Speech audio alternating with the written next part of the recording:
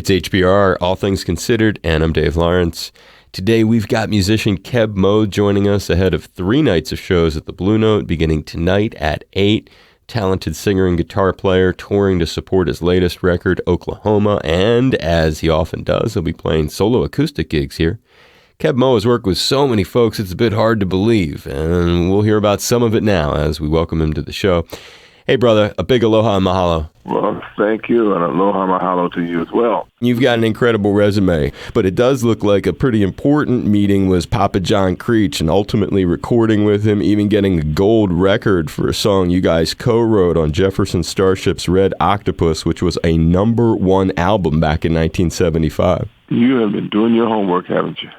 Well, you have such an established reputation, and for a lot of fans, that material comes way later in your life, but you had been doing stuff long before that. Oh, yeah. Papa John Creech, who was a blues violin player with a long history, including working with Louis Armstrong, Fats Waller, and Nat King Cole, just to mention a few, but at that time was in the Jefferson Airplane, Jefferson Starship camp.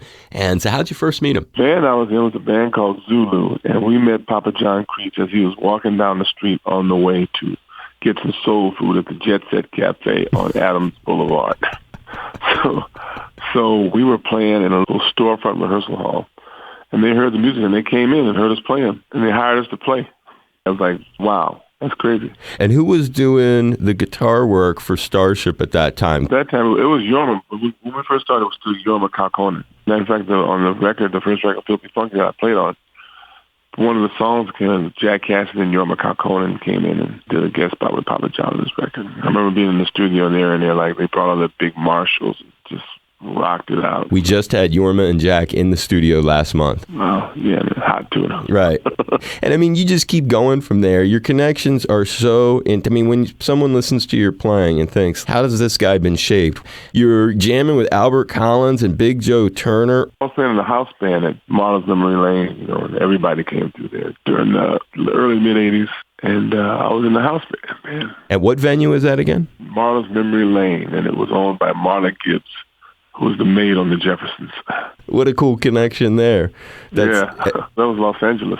And then after that came the blues. So it was an evolution to get to the blues, too, is what you're saying. You were playing a lot of other stuff before you get there. I was wandering around like a chicken with my head cut off. I had no idea that I could get a record deal.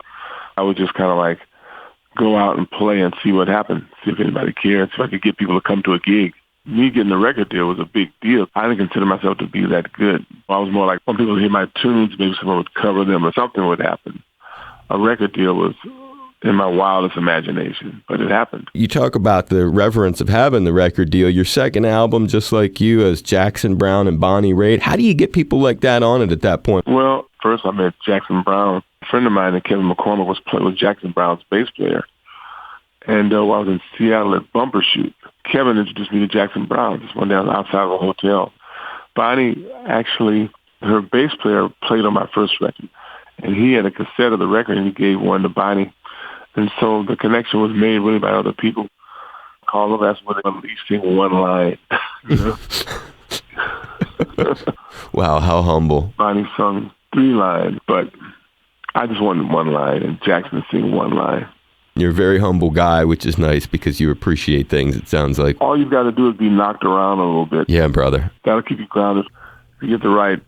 punch. Yeah, you know what I mean? The right things that set your attitude, that get your attitude in check. Because, I mean, had I had the good fortune of notoriety in my 20s, no way I'd have been ready.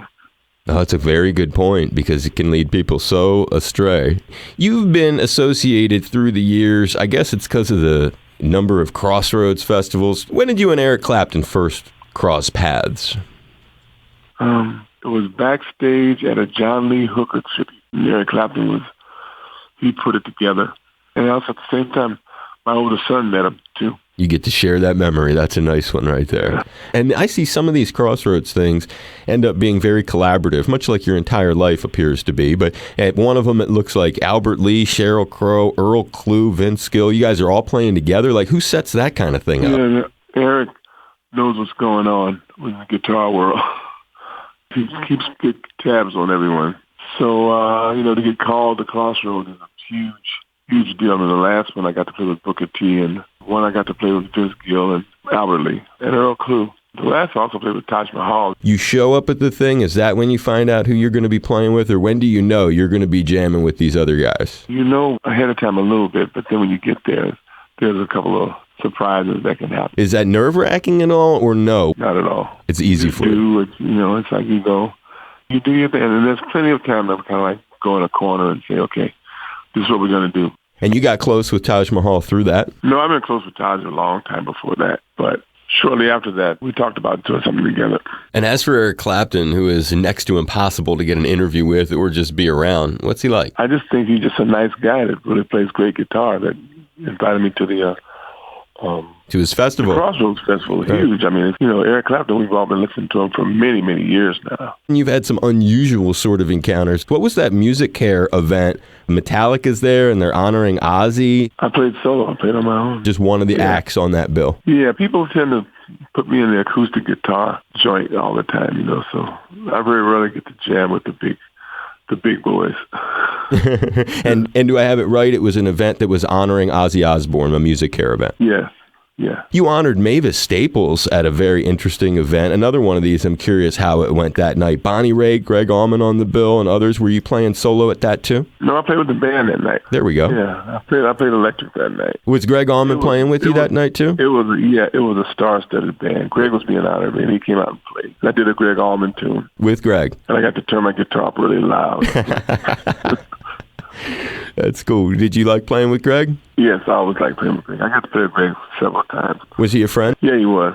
He was really cool, man. He just kind of took me in his circle, really kind of really cool.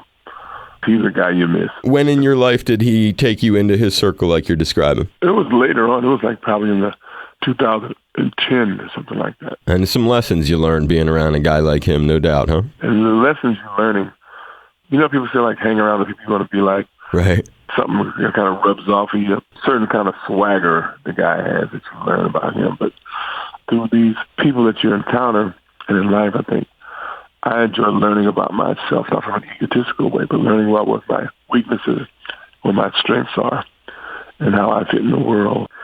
It's so subliminal. There's so many things, because I think as people, we do so much nonverbal communication. Most communication is just more intuitive and psychic.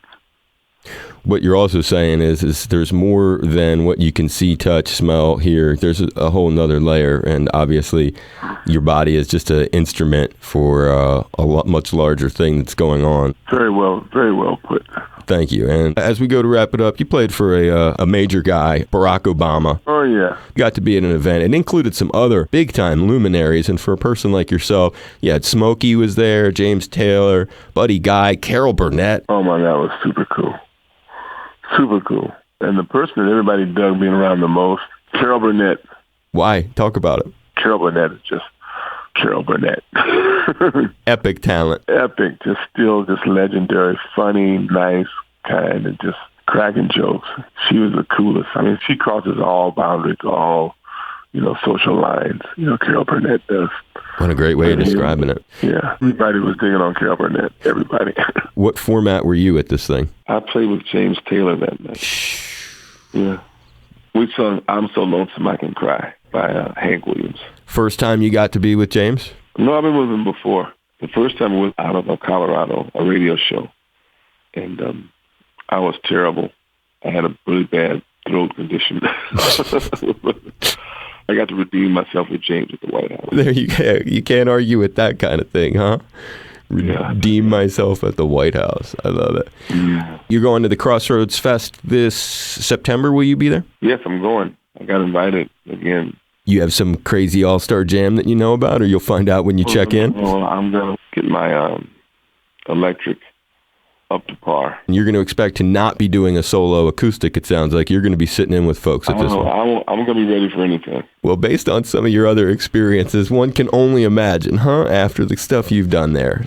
Rooting for a lot of success with that. It's a great Keb Mo. I appreciate your time. I hope you had fun today. Yeah, man. Hey, man, you're quite the personality on the radio. It was really good. Yes. Mr. Lawrence, aloha mahalo, and thank you very much.